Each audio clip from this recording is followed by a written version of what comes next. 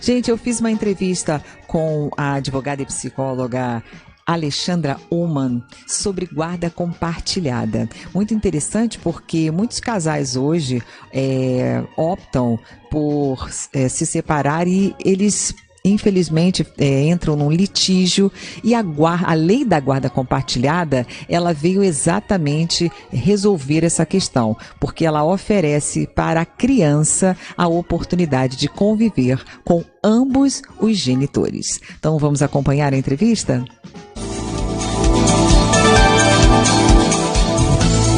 Programa Mulher Brasileira. Entrevista. Com quem ficam as crianças após a separação dos pais? A partir de 2014, a Lei 13.058 estabeleceu como regra a guarda compartilhada, mesmo que os pais da criança não tenham um bom relacionamento entre si. Para falar um pouco sobre esse assunto, eu converso agora com a doutora Alexandra Ullmann, psicóloga, advogada de família e autora do livro Tudo em Dobro ou Pela Metade, que fala sobre a separação dos pais na visão da criança. Bom dia, doutora Alexandra, seja muito bem-vinda ao programa Mulher Brasileira. Oi, Dani, bom dia. Obrigada pelo convite, é um prazer estar aqui com vocês. Doutora Alexandra, antes da lei, com algumas exceções, geralmente a criança ficava com a mãe e o pai era visitante. O que motivou a criação de uma lei que prevê direitos e deveres iguais aos pais após a separação? Para isso é importante a gente entender um pouquinho a história, né? Como é que isso era antigamente. Antigamente, até lá atrás, bem mais lá atrás, a ideia de que a mãe era sempre a cuidadora das crianças, enquanto o pai era o provedor. O pai era aquele que ia para a rua, trabalhava, ganhava dinheiro, e no caso de uma separação, essa situação permanecia assim, sendo que a mãe ficava em casa e o pai pagava pensão para os filhos e normalmente para essa mãe. Lá atrás a gente chamava isso de visitação. Por que visitação? Porque na realidade ele ia lá, ficava um fim de semana a cada 15 dias, pouco via os filhos, porque aquela mãe só cuidava e ele só via de vez em quando. Com a Constituição de 88, quando os direitos e deveres entre homens e mulheres passaram a ser iguais, isso mudou um pouquinho. E muitos pais, com a conscientização da paternidade desses últimos tempos, os pais também mudaram sua forma de pensar, sua forma de agir. Então, o que passou a acontecer? Mães e pais passaram a ser provedores, na medida das suas capacidades e das suas possibilidades. Todos trabalham e as crianças passaram a ser cuidadas também por ambos. Então, começamos a mudar o nosso cenário histórico, onde homens e mulheres passaram a trabalhar também, as mulheres passaram a trabalhar também e a ser também provedoras desses lares que antigamente só eram abastecidos financeiramente pelos homens.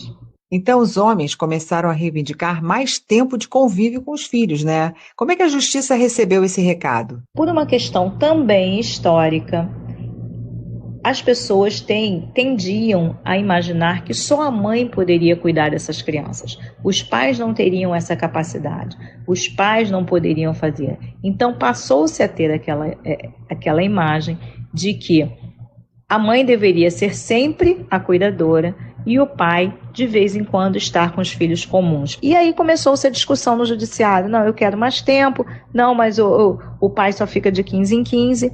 E o judiciário começou a perceber que havia uma necessidade de que esses homens fossem mais próximos desses filhos. Para o bem-estar dessas crianças, para o bom desenvolvimento dessas crianças, é necessário que pai e mãe estejam presentes, tanto emocionalmente, quanto na questão educacional, quanto na questão física e psicológica.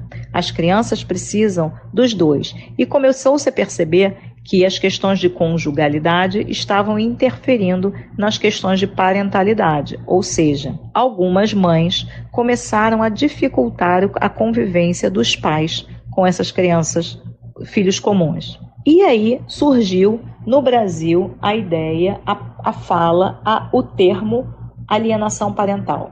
Doutora Alexandra, explica um pouquinho esse termo alienação parental. Alienação parental é quando um dos genitores realiza uma campanha de desqualificação do outro, ou seja, fala mal do outro, seja pai ou seja mãe, não importa. Aquele que detém a guarda física fala mal do outro. Não, seu pai não presta, sua mãe não gosta de você, seu pai te abandonou quando foi embora de casa, sua mãe foi embora com outro namorado e não quer mais saber de você. Uma segunda forma de alienação parental é dificultar o exercício da autoridade parental. O que significa isso? A criança vai passar um fim de semana com o pai e a mãe vira-se para a criança, para o filho, e diz o seguinte: olha só, se seu pai disser para você se comportar desse jeito, você não precisa fazer porque quem manda sou eu. Se seu pai te levar à escola e falar alguma coisa, você tem que fazer só o que eu mando. Isso é dificultar esse exercício, é impedir o exercício do outro de sua autoridade parental sobre o filho comum. É uma confusão, né, entre conjugalidade e parentalidade, né, como você bem disse. Não houve separação dos filhos, né? Só o casal é que se separou. Então, a lei da guarda compartilhada, ela veio oferecer para a criança um convívio tanto com o pai quanto com a mãe. Como é que é feita essa divisão na prática? Qual é a nossa tentativa? Algumas pessoas ainda colocam nas questões de separação, elas colocam uma residência referência com a mãe ou com o pai. A nossa ideia hoje é evitar até isso. A minha ideia, quando faço uma separação consensual, é que a gente coloque a guarda do menor fulano será compartilhada entre os pais, que poderão ter a companhia do filho comum na seguinte forma: fulano terá a companhia do filho às terças e quintas de finais de semanas alternados, pegando na escola e devolvendo na escola. Metade das férias, dividindo as datas festivas, etc. Ah, mas eu não consigo ir toda terça e quinta. Então temos segunda e quarta. Não dá. Então, ao menos um pernoite por semana é o mínimo que o Tribunal do Rio de Janeiro hoje dá. Não é ainda o ideal, mas é bastante razoável que a criança não fique 15 dias sem ver o outro genitor com quem não reside. Quando as partes conseguem se organizar, isso funciona muito bem. E eu acho que é o melhor para a criança. Elas precisam entender que elas têm duas casas, elas têm um quarto na casa da mãe, um quarto na casa do pai, elas vão ter duas festas de aniversário, elas vão participar de duas festas de Natal, e isso funciona muito bem na cabeça delas, desde que os pais consigam entender e colocar os direitos do filho acima dos próprios interesses. Eu acho que isso é o mais importante.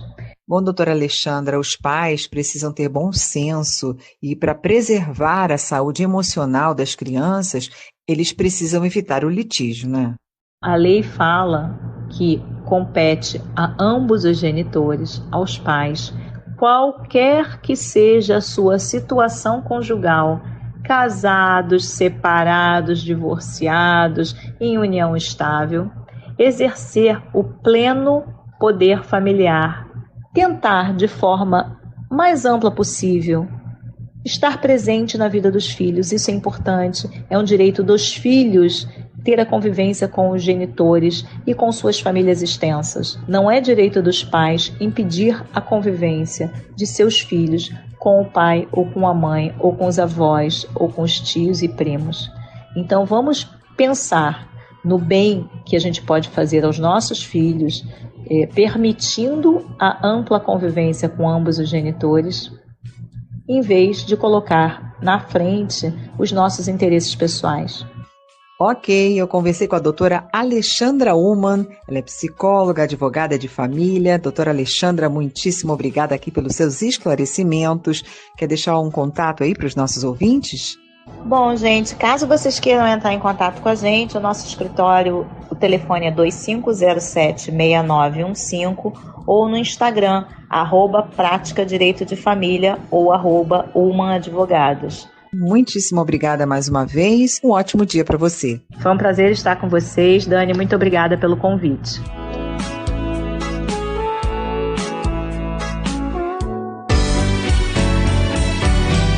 Rádio Rio de Janeiro, construindo um mundo melhor.